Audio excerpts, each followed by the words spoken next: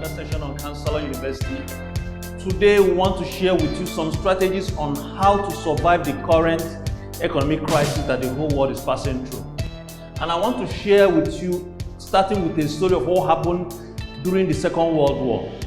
At a stage when the Nazis were pressing the British island, almost everybody on the island was giving up hope.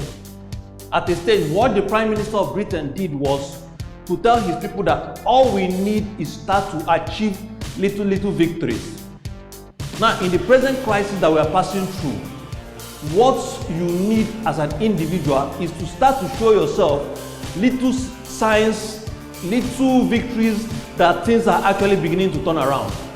Because if you look all around you, you might be witnessing only negative news, and it seems as if the world is coming to an end.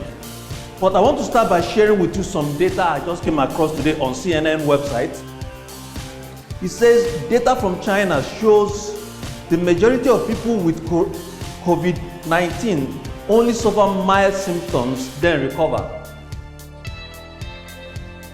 Now, what this tells us that from the research that scientists in China have done, studying the number of cases that they had in the course of this pandemic, they've come to realize that about 90% of those who had this virus tend to recover very fast.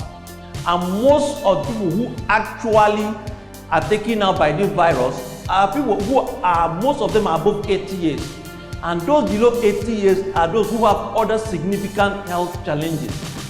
Now, how does this apply to you?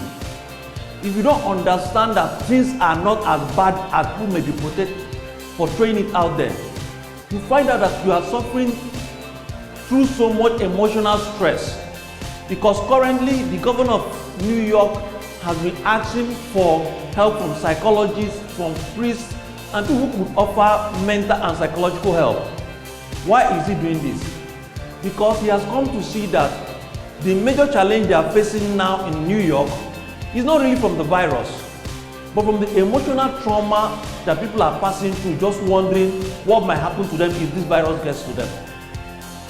It means that the biggest challenge most people are facing with regards to this virus is not actually the virus itself, but the fear that is building in a lot of people. Because very soon a lot of states, especially in Nigeria, are beginning to lock down.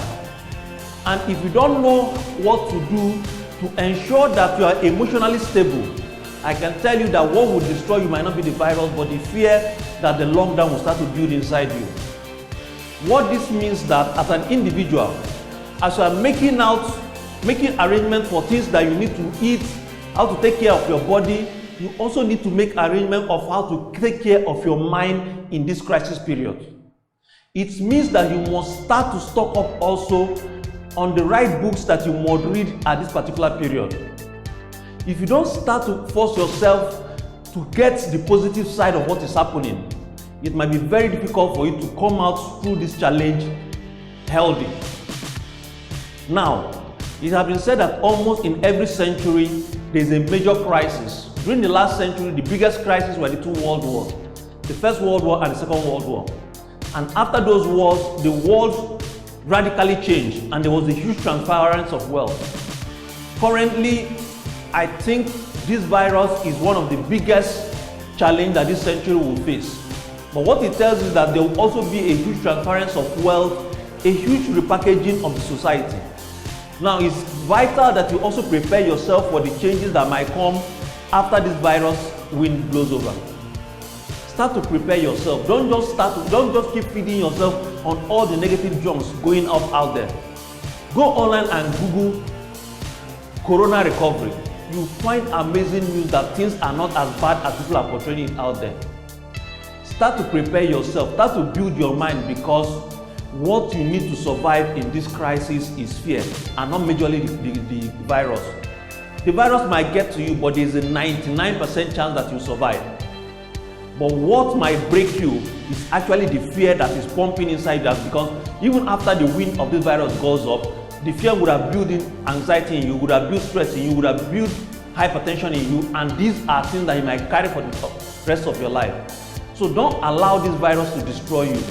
Start to fight back by taking control of your mind and fighting the fear that this virus is building.